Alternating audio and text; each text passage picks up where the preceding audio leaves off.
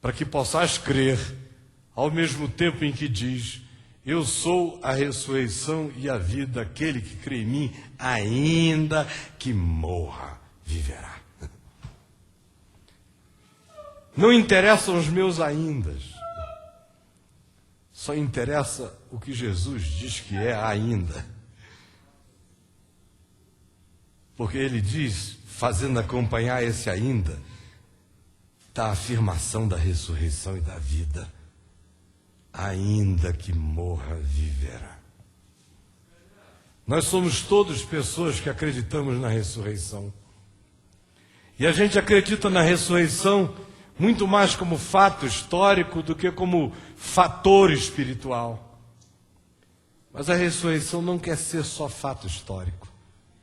Para nós, a ressurreição é quase sempre apenas a demonstração de que Deus é mais poderoso do que a morte. Por isso Jesus ressuscitou dos mortos. Mas Deus não estava fazendo concurso com a morte. É claro que Deus sabe que é mais poderoso do que a morte. É claro que Deus é mais poderoso do que a morte. Jesus não ressuscitou dos mortos para Deus ficar convencido de que Deus podia vencer a morte. Jesus ressuscitou dos mortos foi para eu saber que Ele é a ressurreição e a vida. E para eu crer que aquele que crer nele, ainda que morra, viverá. E todo aquele que vive e crer nele não morrerá eternamente. Portanto, a ressurreição, antes de ser uma demonstração do poder de Deus que vence a morte, é uma manifestação de Deus em vencendo a morte, que quer nos fazer crer de que onde há ressurreição, a morte já não é mais assunto. Onde há ressurreição, a morte virou apenas adubo de vida. Virou apenas fertilizante de outra coisa. Já se fazia escuro e Jesus ainda não viera ter com eles. De repente Jesus aparece no meio da noite. E como eles tinham se pré-condicionado para a visita de Deus, eles não puderam discerni-lo, porque eles haviam deixado um barquinho para Jesus remar até eles. E Jesus não usou o instrumento que eles deram, como frequentemente acontece com a gente. A gente crê que Deus vem, a gente crê que Deus intervém, a gente crê que Ele se manifesta, a gente crê que Ele é um Deus de graça. Mas a gente não resiste à tentação de dar uma ajuda a Deus. Só eu estou deixando o barquinho. Na hora que você tiver vontade, entra e vai. Aí a gente já fica preconcebido, né? Não pode ser. Não pode ser Jesus, porque eu não estou vendo o barquinho. Eu não estou vendo o barquinho, então não é Jesus. O meu barco estava escrito lá, Pedro 2. Tomé 13. Qualquer coisa. Não estou vendo. É um fantasma. Parece que o Jesus é a cara de Jesus, só pode ser coisa de Jesus, só Jesus poderia fazer isso, mas não estou vendo o barquinho.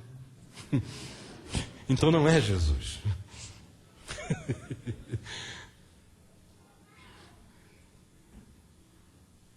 E olha só, o senso de humor de Deus é extraordinário. Deus tem muito senso de humor, gente. Aí Ele larga o barquinho e chega de Deus. E a gente, quando vê Deus sem o barquinho da gente, diz, é um fantasma. Porque Deus, fora dos nossos aparatos, não é reconhecível. Um Deus que não pareça com a nossa teologia, um Deus que não chegue com as nossas gingas, com os nossos maneirismos, com os nossos modos, com as nossas energias, com os nossos clichês, com as nossas formas, com as nossas unções de óleo, com as nossas batidas poderosas de pé, com paus, Um Deus que não chega toreando o diabo. Não é Deus. E aí Deus chega e a gente diz, vira para lá, sai de mim, Satanás. É um fantasma. É um fantasma. Aí Deus teria apenas a escolha de só ser Deus dentro dos nossos meios, modus operandi, métodos e barquinhos pré-determinados.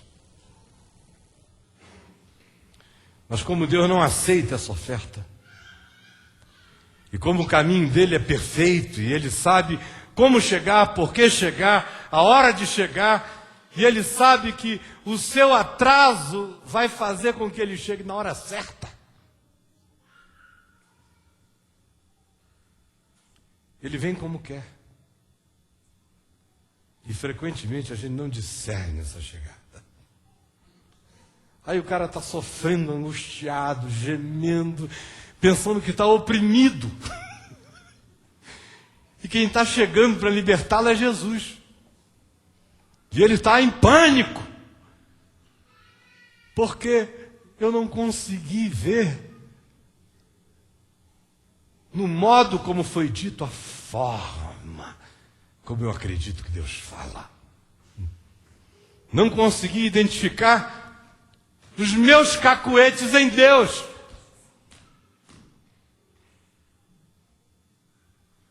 Deus não parece comigo. Nem com o povo ao qual eu me associo e que eu digo que é povo de Deus. Deus não se deixa controlar pelas modas carismáticas, nem pelo nosso modo de operar a divindade e tentar manipulá-la. Ele chega como ele quer.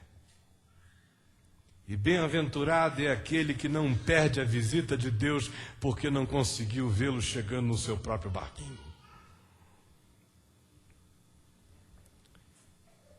Aí ele atrasa, aparentemente, para fazer a gente crer. Ele atrasa para mostrar que o atraso só acontece na nossa mente, no relógio dele, no ciclo dele. Ele está chegando na hora certa, que é a hora do suscitamento da fé. E se alegra de que lá não tem estado, para que possamos crer.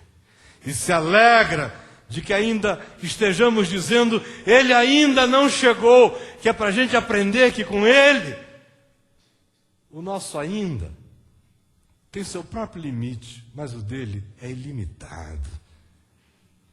E a fé vai me fazer trocar os limites dos meus aindas pela ilimitabilidade dos aindas de Deus, porque ainda que morra, viverá.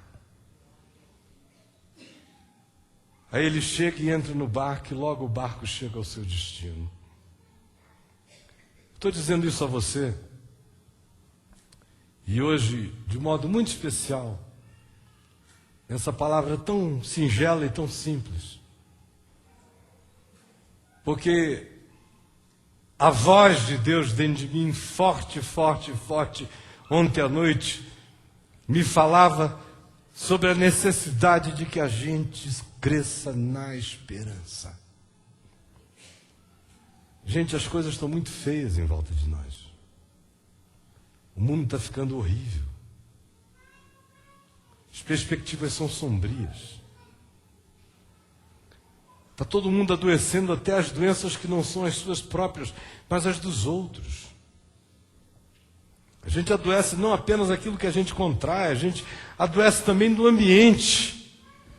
De modo que, se tem um dependente do nosso lado, a tendência é a gente virar codependente dele. Alguém pergunta, você é viciado? Você diz não.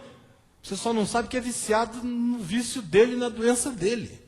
Nele como doença para você.